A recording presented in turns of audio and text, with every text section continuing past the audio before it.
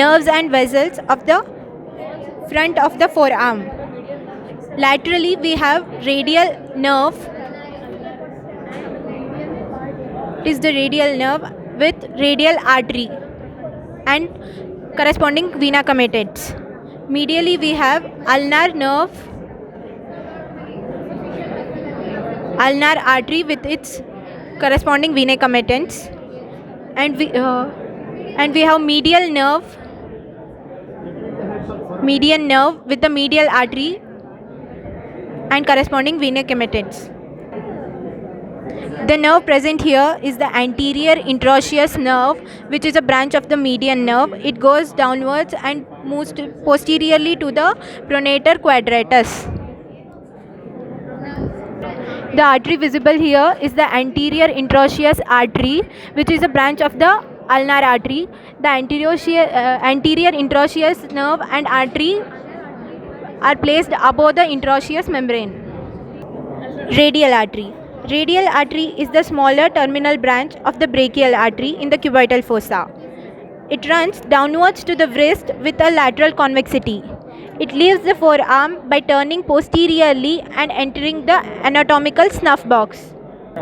Relations. Anteriorly, it is overwrapped by the brachioradialis in its upper part, but in the lower half, it is covered only by the skin, superficial and deep fascia. Posteriorly, it is related to the muscles attached to the anterior surface of the radius, that is biceps brachii, flexor pollicis, flexor digitorum superficialis, and pronator quadratus. Medially, it is related to the pronator teres in the upper one-third and tendon of the flexor carpi radialis in the lower two-thirds of its course.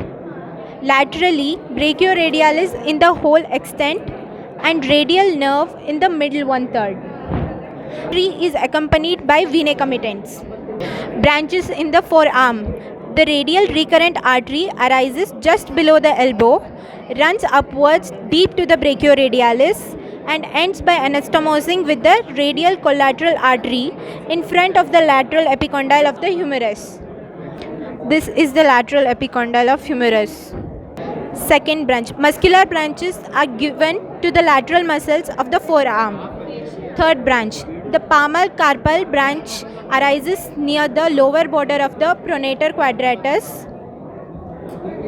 runs medially deep to the flexor tendons, and ends by anastomosing with the palmar carpal branch of the ulnar artery in front of the middle of the recurrent branch of the deep palmar arc to form a cruciform anastomosis. The palmar carpal arc supplies to the bones and joints at the wrist. Dorsal carpal branch. It forms dorsal carpal arc with branch of the ulnar artery.